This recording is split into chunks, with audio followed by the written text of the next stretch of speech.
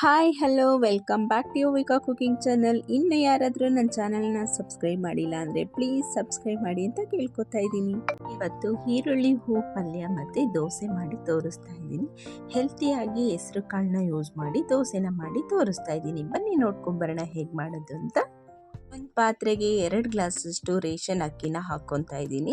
2 glass ಅಕ್ಕಿಗೆ ಅರ್ಧ ಗ್ಲಾಸಷ್ಟು ಹೆಸರು ಕಾಳನ್ನ ಹಾಕ್ಕೊತಾ ಇದ್ದೀನಿ. ಅರ್ಧ ಗ್ಲಾಸಷ್ಟು ಉದ್ದಿನ ಕಾಳನ್ನ ಹಾಕ್ಕೊತಾ ಇದ್ದೀನಿ. 1 ಟೇಬಲ್ ಸ್ಪೂನಷ್ಟು ಮೆಂತ್ಯ ಕಾಳನ್ನ ಹಾಕ್ಕೊತಾ ಇದ್ದೀನಿ. ಮೆಂತ್ಯ ಕಾಳು ತಿನ್ನೋದ್ರಿಂದ ಹೆಲ್ತಿಗೆ ತುಂಬ ಒಳ್ಳೆ. ಇದನ್ನು ಇವಾಗ ನೀಟಾಗಿ ವಾಶ್ ಮಾಡಿಕೊಂಡು 7ರಿಂದ 8 ಗಂಟೆ ಟೈಮು ನೆನೆಸಿಟ್ಕೊತೀನಿ. ಇದನ್ನು ತಿನ್ನೋದ್ರಿಂದ ತುಂಬ ಆರೋಗ್ಯಕ್ಕೆ ಒಳ್ಳೆಯದು. ನೆಕ್ಸ್ಟ್ ನೋಡಿ 7ರಿಂದ 8 ಗಂಟೆ ಟೈಮ್ ಆಗ್ತಿಲ್ಲ ಎಷ್ಟು ಚೆನ್ನಾಗಿ ನೆಂದಿದೆ ಅಂತ. ಇದನ್ನು ಇವಾಗ ಇನ್ನೊಂದು ಟೈಮು ವಾಶ್ ಮಾಡ್ಕೊತೀನಿ. ಯಾವಾಗಲೂ ಒಂದೇ ರೀತಿ ದೋಸೆ ತಿಂದು ಬೋರ್ ಆಗಿದ್ರೆ ಈ ರೀತಿ ಒಂದ್ಸಲ ಟ್ರೈ ಮಾಡಿ, ತುಂಬ ಚೆನ್ನಾಗಿರುತ್ತೆ, ಹೆಲ್ತಿಗೂ ತುಂಬ ಒಳ್ಳೆಯದು.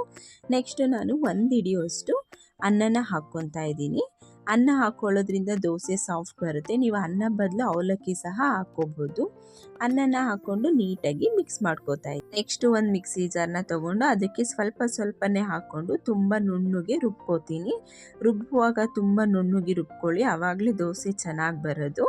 ನೋಡಿ ನಾನು 1 ಟೈಮು ರುಬ್ಕೊಂಡು ಒಂದು ಬೌಲ್ಗೆ ಶಿಫ್ಟ್ ಮಾಡ್ಕೊತಾ ಇದ್ದೀನಿ. ಎಷ್ಟು ನುಣ್ಣಗಾಗಿದೆ ನೋಡಿ. ಈ ಹದದಲ್ಲಿ ನಾನು ಇದೇ ರೀತಿ ಎಲ್ಲದನ್ನು ರುಬ್ಕೊಂಡೆ.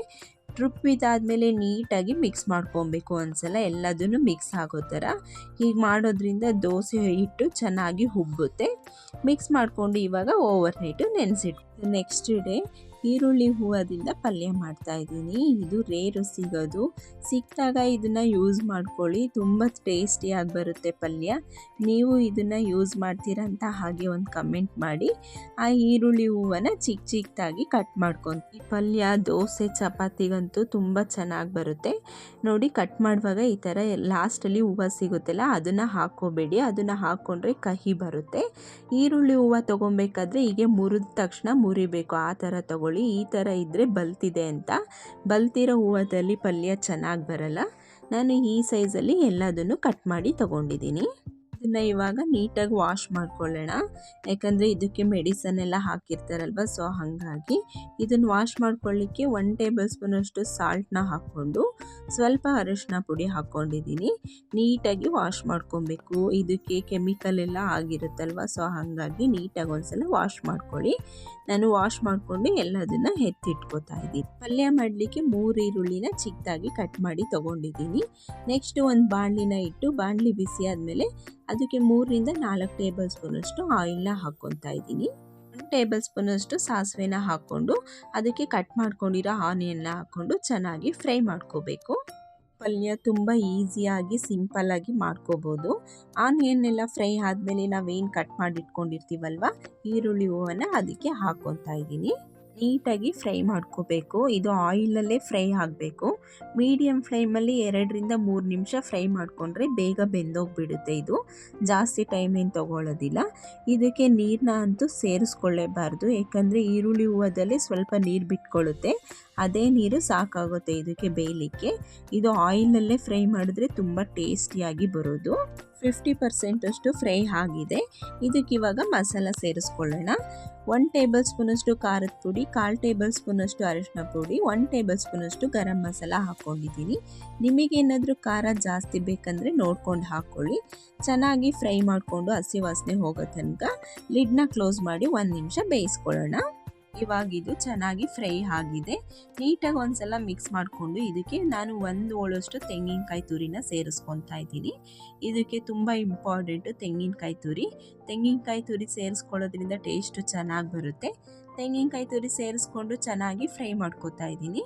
ಈ ಪಲ್ಯ ಅಂತೂ 5 ಮಿನಿಟ್ಸಲ್ಲೇ ರೆಡಿಯಾಗಿ ಹೋಗ್ಬಿಡುತ್ತೆ. ಇವಾಗ ಒಂದ್ಸಲ ಚೆನ್ನಾಗಿ ಫ್ರೈ ಮಾಡಿಕೊಂಡ್ರೆ ಪಲ್ಯ ರೆಡಿ ಆಗಿದೆ.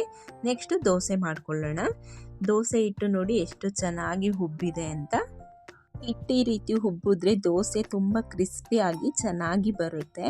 ಇದರಿಂದ ಪಡ್ಡು ಮತ್ತು ದೋಸೆ ಎರಡೂ ಸಹ ಮಾಡ್ಕೋಬೋದು. ನಾನು 1 ಟೈಮು ದೋಸೆ ಮಾಡ್ಕೊತೀನಿ, 1 ಟೈಮು ಪಡ್ಡುನ ಮಾಡ್ಕೋತೀನಿ. ಹಿಟ್ಟನ್ನು ಚೆನ್ನಾಗಿ ಮಿಕ್ಸ್ ಮಾಡ್ಕೋಬೇಕು.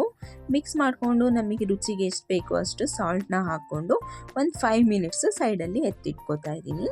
5 ಮಿನಿಟ್ಸ್ ಆದಮೇಲೆ ತವನ ಬಿಸಿಗಿಟ್ಟು ಅದಕ್ಕೆ ಸ್ವಲ್ಪ ಎಣ್ಣೆನ ಸವರ್ಕೊಂಡು ತವ ಬಿಸಿ ಆದಮೇಲೆ ದೋಸೆನ ಹಾಕ್ಕೊತಾ ಇದ್ದೀನಿ.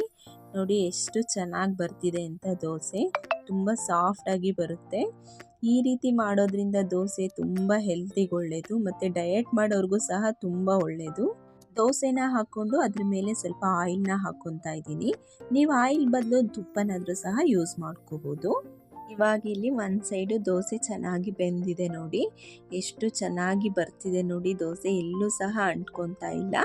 ಇವಾಗ ಇನ್ನೊಂದು ಸೈಡು ಬೇಯಿಸ್ಕೊತಾ ಇದ್ದೀನಿ. ನಾನು ಈ ರೀತಿ ಬೇರೆ ಬೇರೆ ದೋಸೆ ಮಾಡ್ತಾ ಇರ್ತೀನಿ. ಮಕ್ಕಳು ಲಂಚ್ ಬಾಕ್ಸಿಗೆ ಹಾಕೋಕ್ಕಂತೂ ತುಂಬ ಒಳ್ಳೆಯದು ಅಂತಲೇ ಹೇಳ್ಬೋದು ಇದು.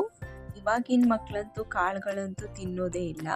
ಈ ರೀತಿ ದೋಸೆ ಮಾಡಿಕೊಟ್ರೆ ಬಾಕ್ಸ್ನ ಖಾಲಿ ಮಾಡ್ಕೊಂಬರ್ತಾರೆ. ಹೆಲ್ತ್ ಸಹ ಚೆನ್ನಾಗಿರುತ್ತೆ. ಇವಾಗ 2 ಸೈಡು ಸಹ ಬೆಂದಿದೆ ಚೆನ್ನಾಗಿ ದೋಸೆ. ನೋಡಿ ಎಷ್ಟು ಕ್ರಿಸ್ಪಿಯಾಗಿ ಬಂದಿದೆ ಅಂತ. ನೀವು ಈ ರೀತಿ ದೋಸೆನ ಟ್ರೈ ಮಾಡಿದರೆ ಹೇಗೆ ಬಂತು ಅಂತ ಹಾಗೆ ಒಂದು ಕಮೆಂಟ್ ಮಾಡಿ. ನಾನಿಲ್ಲಿ ಸರ್ವ್ ಮಾಡ್ಕೊಂಡಿದ್ದೀನಿ. ನೋಡಿ ಎಷ್ಟು ಚೆನ್ನಾಗಿ ಕಾಣಿಸ್ತಿದೆ ದೋಸೆ ಮತ್ತು ಪಲ್ಯ ಅಂತ.